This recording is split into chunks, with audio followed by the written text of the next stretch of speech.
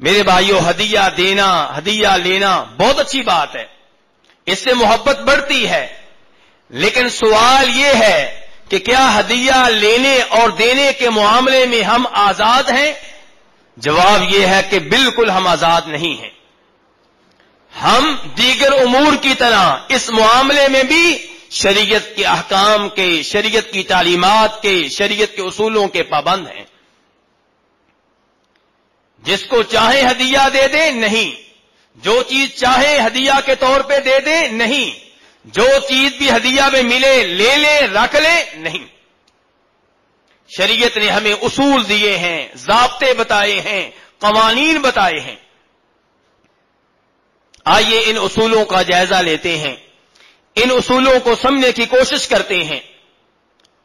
پہلے نمبر پہ، وہ چیز جو ذاتی طور پہ حرام ہو، وہ ہدیہ کے طور پہ دینے کی بھی اجازت نہیں ہے، اور ہدیہ کے طور پہ مل رہی ہو تو لینے کی بھی اجازت نہیں ہے۔ امام مسلم رحمہ اللہ روایت کرتے ہیں کہ نبی کریم صلی اللہ علیہ وسلم کے پاس شراب کا مشکیزہ لایا گیا اور آپ کو تحفہ کے طور پہ پیش کیا گیا۔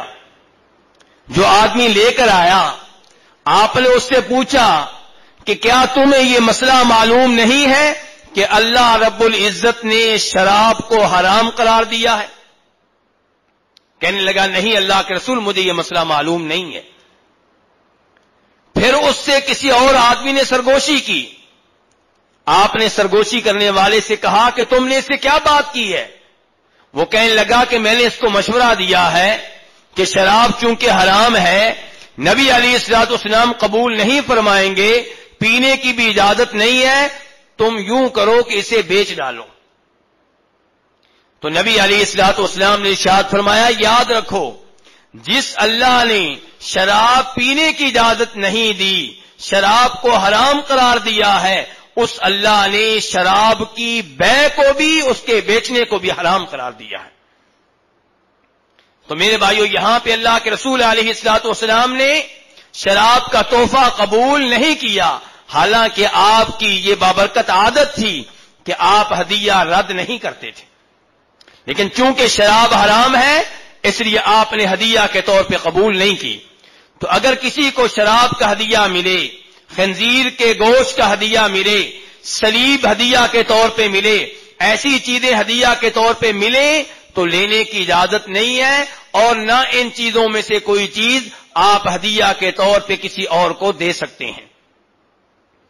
لیکن وہ چیزیں جو ایک حالت میں حلال ہوتی ہیں، دوسری حالت میں حرام ہوتی ہیں، ایک شکل میں حلال ہوتی ہیں، دوسری شکل میں حرام ہوتی ہیں، ایسی چیزیں آپ ہدیہ کے طور پہ قبول کر سکتے ہیں اور پھر انہیں بیچ سکتے ہیں یا ہدیہ کے طور پہ کسی کو دے سکتے ہیں۔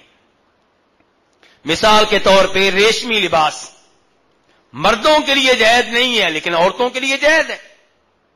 تو یہ لباس اگر ہدیہ کے طور پہ ملے تو آپ لے سکتے ہیں، لیکن آپ استعمال نہیں کریں گے، آپ کی بیگم استعمال کرے گی، آپ کی بیٹی استعمال کرے گی، آپ کی بہن استعمال کرے گی۔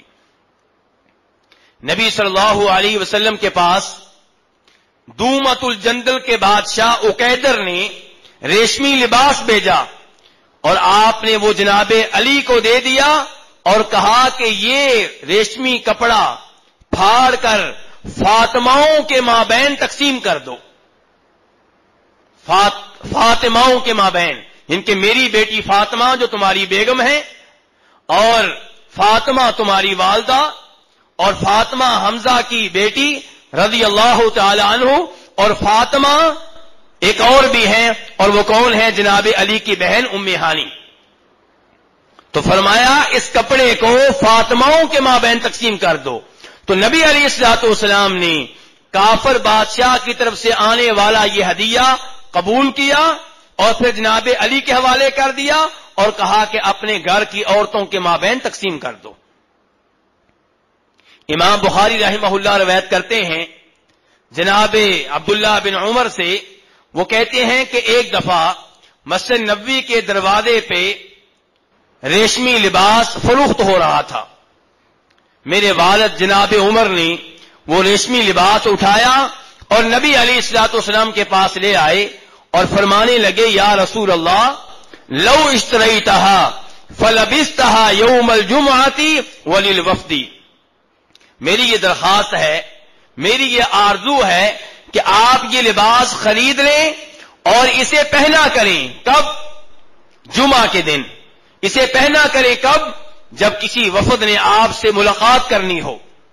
تو نبی علیہ الصلوۃ والسلام فرمانے لگے انما یلبسها من لا خلاق له فی الآخرہ، کہ ریشمی لباس مردوں میں سے وہی پہنے گا جس کا آخرت میں کوئی حصہ نہیں ہے، جس کا آخرت میں کوئی مقام و مرتبہ نہیں ہے۔ جناب عمر فاروق نے خاموشی اختیار کر لی۔ پھر ایک دفعہ نبی علیہ الصلوۃ والسلام کے پاس ریشمی لباس آیا اور آپ نے اس میں سے ایک سوٹ جناب عمر فاروق کو ہدیہ کے طور پہ بھیج دیا۔ جناب عمر فاروق نبی علیہ الصلوۃ والسلام کے پاس تشریف لائے کہ اللہ کے رسول ریشمی لباس بک رہا تھا، میں نے مشورہ دیا تھا، میں نے تجویز پیش کی تھی کہ آپ خرید لیں، لیکن آپ نے خریدنے سے اس لیے انکار کر دیا تھا کہ وہ مردوں کے لیے حلال نہیں ہے، اور آج آپ نے ریشمی لباس مجھے تحفہ کے طور پہ بھیجا ہے۔ فرمایا عمر میں نے تمہیں اس لیے نہیں بھیجا کہ تم خود پہن لو، یہ استعمال کے لیے دیا ہے، اس لیے نہیں کہ تم خود استعمال کرو۔ چنانچہ جناب عمر فاروق نے وہ لباس بعد میں اپنے اس بھائی کو بھیج دیا جو مکہ میں رہتے تھے اور ابھی تک مسلمان نہیں ہوئے تھے۔